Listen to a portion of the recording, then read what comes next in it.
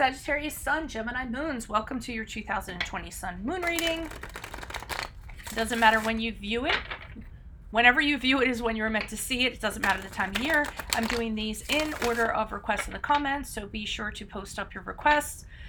While you're waiting for your requests to be done, check out my 2019 Sun Moon readings that are still in my playlist. The first portion of this reading will be the traits. We'll go over the traits of your Sun Moon combination, and then I'll lay out the main cards. We'll take a quick look at your 2020. The second portion of this will be the link below to the Vimeo reading, where I'll have a deeper interpretation of the cards with clarifiers. I'll be dividing the year up into 4 separate quadrants. So let's check out the traits of your Sun-Moon combination. So Sagittarius Sun, Gemini Moons. You guys are a little bit uppity, a little bit nervous, okay?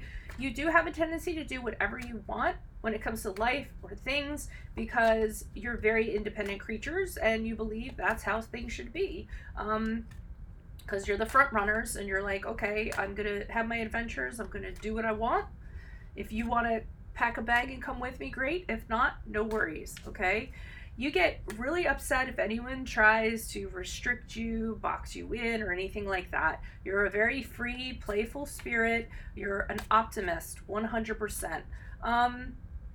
You can get, even though sometimes you can get a little bit like outwardly emotional, inside you usually keep it pretty cool, pretty calm. Concentration is really difficult for you. You guys fall into the category of like, look, a squirrel, you know? So it's easy to detract your attention onto something else. It's very easy for you to do, okay? So what I would work on is just trying to focus on one thing until you get it done and then move on to another and so on and so on and so on.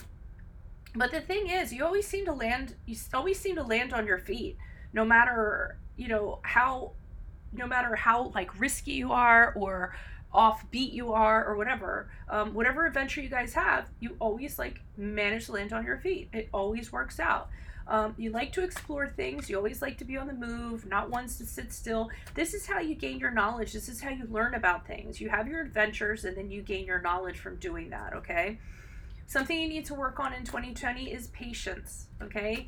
Patience, remember, on completing things to completion, all right? You're always changing your mind. That's another thing. You'll say one thing, then you go and you do something else, but you're not doing it to be like crappy and you're not doing it to be a mean person or whatever because you're really honorable. It's just like that's how you are. Another way you are is you tend to say things before thinking about saying them, so you can say things that are a little off the cuff that sometimes hurt people's feelings, so you might want to work a little bit more on your delivery when it comes to saying things. You're inconsistent when it comes to romance, so because first of all, it's hard for you to find someone that's going to put up with these ever-changing moods that you have or somebody that can keep up with you, so it's hard in that regard. And it's hard for you to stay with the same person because you get bored easily. I'm not going to lie, okay? But, if someone catches your attention and has an ability to settle you down, then obviously that's a keeper, right?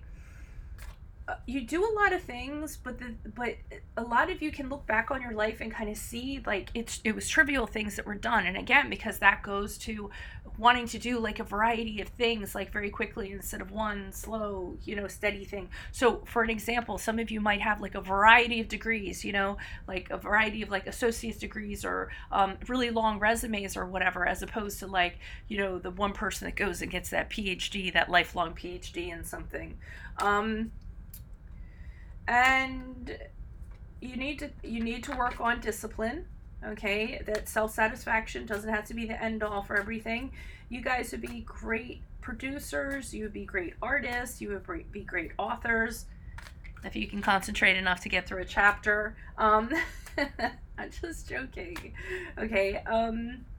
You do tend to exaggerate, and sometimes when it comes between, fantasy and reality, things get a little blurred, and it's really hard for you to kind of keep your wonderful imagination within limits, so be careful of that also. So this is just some stuff for you that you might want to think about working on in 2020. Let's see what the cards have to say. Holy Spirit, angels, divine guides, universe, can you please provide your truth, your wisdom, your clarity, and your insight for Sagittarius Sun, Gemini Moons, For the year 2020, what do you see? What do they need to know to reach their higher ground, become closer to the universe and closer to the divine for their greater good? Any messages you have for them for 2020 would be greatly appreciated, and we thank you. Alrighty. So can you please show us January, February, March for Sagittarius Sun, Gemini Moons? We have the Justice card in reverse. April, May, June. Okay, and also keep in mind, if you have a question, I can answer it on the Instant Go app. I'm also on Facebook and I'm on Insta. Check me out on there. We have the Queen of Cups in reverse for your April, May, June. July, August, September, what do you see for Sagittarius Sun, Gemini Moons? July, August, September, we have the Eight of Wands in reverse. And October, November, December. Also, please consider liking, sharing, subscribing, and or donating. I left a donation link below. You can click on that. Throw me a few pennies in appreciation of my efforts. Especially since I don't run ads or monetize. And if you see an ad being run, let me know. Sorry, I just had to throw in there because ads do irritate me. Alrighty, so Seven of Pentacles in the upright for the end of the year. Okay, so we start off at the beginning of the year. We have the card of Libra here, if that resonates for some of you. But what I'm kind of getting is there has been a legal decision for some of you that has gone against you. If it's not something in that regard, you're experiencing some sort of dishonesty that somebody's imposing upon you, some sort of unfairness, and you're like on that crappy end of the stick as a result. Or you are being judged by other people unfairly. So there's either unfairness, dishonesty, or a legal decision that goes against you in the beginning of the year. We move on to the Queen of Cups in the reversed for April, May, June. The Queen of Cups I often associate with a person that has an incapacity to control their emotions, and you end up being the victim as a result. So it's just somebody who emotionally uses their emotions in a negative way to get their way, okay? So they can be jealous or needy or draining or what have you. And no matter what you do, you can't make them happy. So you shouldn't even try to do so. The lesser meaning for me is that you're just having runaway emotions in regards to a situation. It could be this situation here in the beginning of the year. You're just tired of like not being treated right or what have you. But I kind of feel like the first thing is true. You're kind of being subjected to somebody during this period of time that just is impossible to manage, whoever that person might be. Now, July, August, September tells me you stop talking to this person. So you have blocked them. You're tired of them complaining. You're tired of them draining your energy. So you just decide, okay, well, I need to no longer talk to this person. If it's not blocking them entirely or not being in contact with them, at the very least, you slow down communications in regards to them because you realize it's affecting you negatively. And then as we move on to October, November, December, I see the Seven of Pentacles here in the upright. And what I see is you considering what you're going to invest in next. I don't feel like this person, for some of you, you could be considering, are you going to continue to invest in this person or this entity, whatever that is, however that resonates. And you're taking consideration to do so. Is it going to pay off if you do so? But I don't feel like this person's going to pay off if you make that sacrifice. Excuse me. So what I'm kind of getting is more of the secondary thing that I'm feeling that you all are considering. What am I going to invest in now? Because this person or this entity has not panned out for me. So I really need to start thinking about where I'm putting my energies, what I'm going to invest in, what I'm going to start doing so that I get back what I put in. Okay. And you're pausing for a moment to have this reflection to figure out what that's going to be in the end of the year. Okay.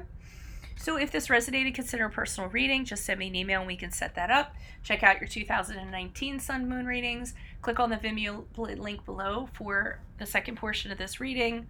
And like I said, ask me a question on Instant Go. Check me out on Facebook and Insta. Like, share, subscribe, and or donate. Otherwise, adios from Veronica Garnett. Bye.